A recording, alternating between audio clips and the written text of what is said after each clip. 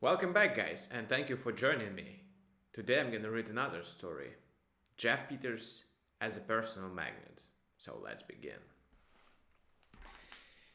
Jeff Peters had been engaged in as many schemes for making money as there are receipts for cooking rice in Charleston, SC.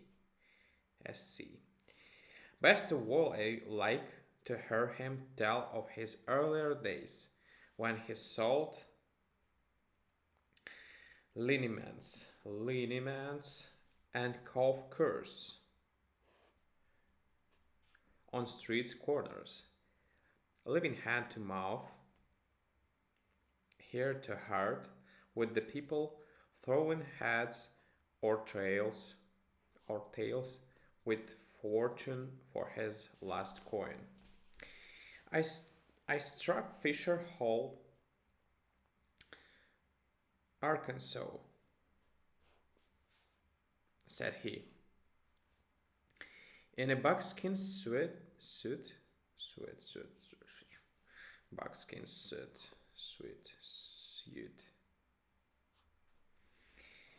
moccasins, long hair, and 30 carat diamond ring that I got from an actor in Texarkana. I don't know what he ever did with the pocket knife. I swapped him for it. I was Dr.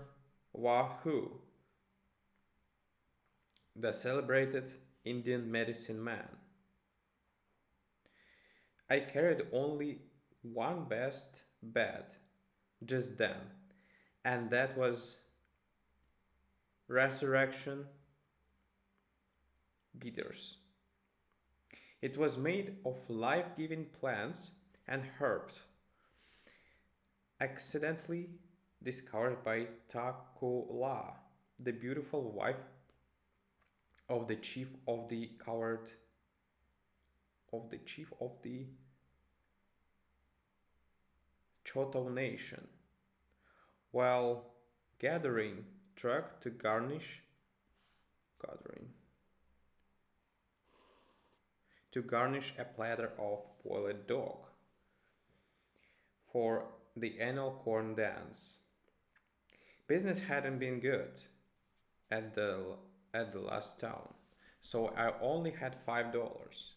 I went to the Fisher Hall druggist, and he created me for half a gross of 8-ounce bottles and corks. I had the labels and ingredients in my vessel, in my valise, left over from the last town. Life began to look rosy again. After I got in my hotel room with the waiter running from the tap and resurrection beaters lining up on the table by the dozen. Fake? No, sir. There was $2 worth of fluid extract of cinchona, and a dime's worth of aniline in that half gross of bitters. I've gone through towns years afterwards and had folks ask for them again. I hired a wagon that night and commenced commenced selling the bitters on Main Street. Fisher Hall was a long, malarial town, and malarial, and the compound hypothetical pneumo- pneumocardic and anti-scorbutic tonic was just what I diagnosed the crowd as needing. The bitter started off like sweetbread on toast at a vegetarian dinner, and I had sold two dozen at 50 cents apiece when I felt somebody pull my coat tail. I knew what that meant. So I climbed down and sneaked a $5 bill into the hand of a man with a German silver star on his lapel. Constable, says I, it's a fine night. Have you got a city license? He asked, to sell this illeg- illegitimate essence of spoogie that you flatter by the name of medicine. I have not, says I. I don't know you had a city. If I can find it tomorrow, I'll be take one out if it's necessary. I'll have to close you up till you do, says the constable. I quit selling and went back to the hotel. I was talking to the landlord about it. Oh, you once stand no show in Fisher Hall, says he. Dr. Hoskins, the only doctor here, is a brother-in-law of the mayor, and they want allowed no fake doctor to practice in town. I don't practice medicine, says I. I've got a state peddler's license,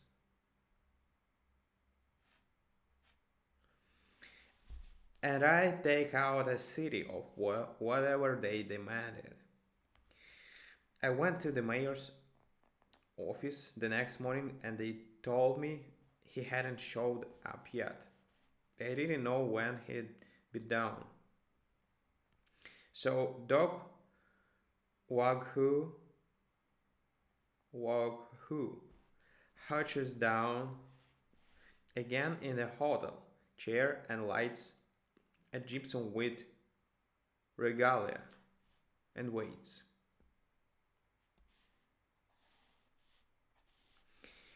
By and by, a young man in a blue necktie slips into the chair next to me and asks the time. 10:30, says I. And you are Andy Tucker. I've seen you work. Wasn't it you that put up the great Cupid combination package on the southern states? Let's see. It was a Chilean diamond engagement ring, a wedding ring, a potato masher, and a bottle of soothing syrup, and Dorothy Vernon, all for 50 cents.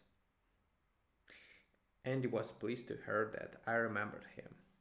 He was a good street man, and he was more than that. He respected his profession, and he was satisfied with 300% profit. He had plenty of offers to go into the illegitimate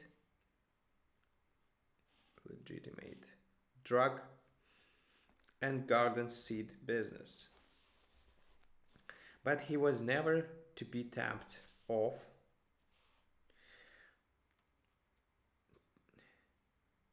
but he was never to be tempted off the straight path. I wanted a partner, so Andy and me agreed to go out together.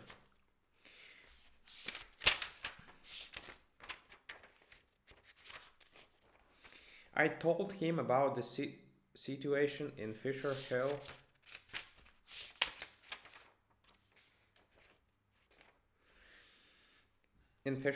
and how finances was low on account of the local mixture of politics and jalap. Andy had, ju- Andy had just got into the train that morning. He was pretty low himself and was going to convest, convest the town for a few dollars to build a new battleship by popular subscription of Eureka Springs. So we went out and sat on the porch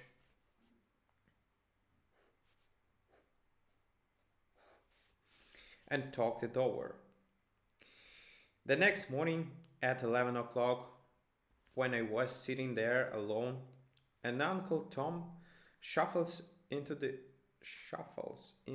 hotel and asks for the doctor to come and see Judge Banks, who, it seems, was the mayor and a mighty sick man. "I'm no doctor," says I. "Why don't you go and get the doctor?" "Boss," says he, "Doc Hoskins am done gone 20 miles in the countries to see some sick persons. He the only doctor in the town, and Master Banks I'm powerful bad off. He sent me to ask you to please come." "As man to man," says I. "I'll go and look him over." So I put a bottle of Resurrection Bitters in my pocket and goes up on the hill to the mayor's mansion, the finest house in the town, with a mansard roof and two cast iron dogs on the lawn. This Mayor Banks was in the bed, and all but his whiskers and feet. He was making internal noises that would have had everybody in San Francisco hiking for the parks. A young man was standing by the bed, holding a cup of water. "Doc," says the mayor, "I'm awful sick. I'm about to die. Can't you do nothing for me?" "Mr. Mayor," says I, "I'm not a regular preordinated discipline of SQ Lapius. I never took a course in a medical college," says I. "I just come as a fellow man to see if I could be of assistance." "I'm deeply obliged," says he. "Doc Wahoo, this is my nephew, Mr. Biddle. He has tried to alleviate my distress, but without success. Oh, Lordy, oh, he sings out. I nods at Mr. Biddle and sits down by the bed and feels the mayor's pulse. "Let me see your liver. Your tongue, I mean," says I.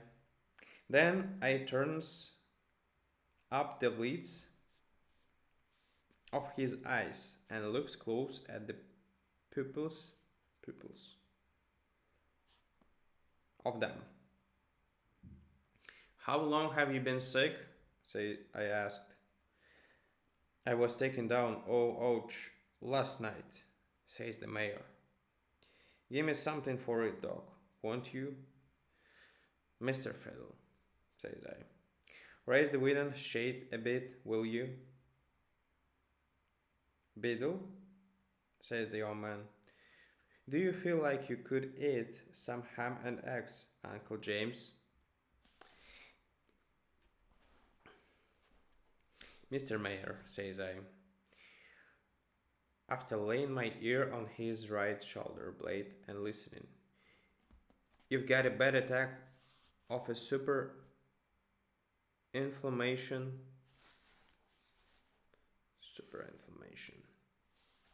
You get a bad attack of superinflammation of the right clavicle, of the upper chart.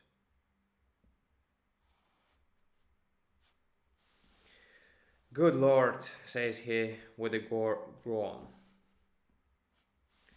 Can't you rub something on it? Can't you rub?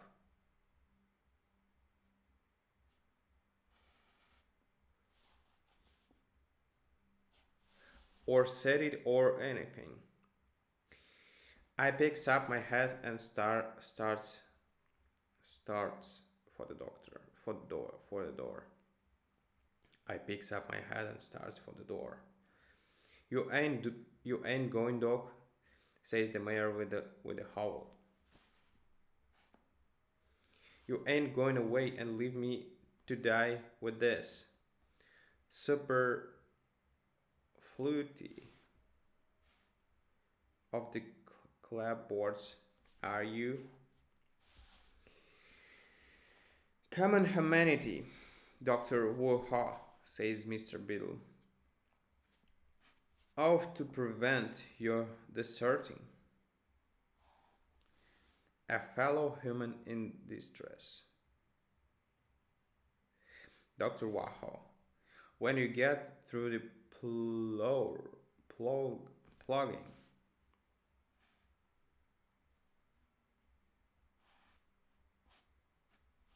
says I.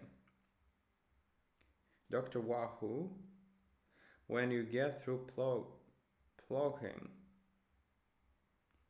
and says I, and then I walks back to the bed and throws back my long hair.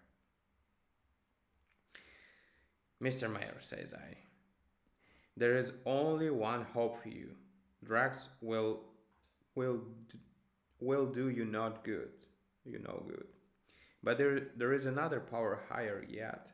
All through drugs are high enough, says I. And what is that? Says he. Scientific demonstrations,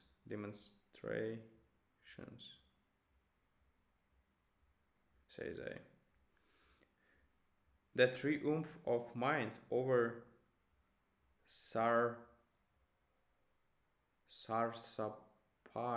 sarsaparilla. They believe that there is no pain and sickness except what is produced when we aren't feeling well. Declare yourself in areas. Demonstrate.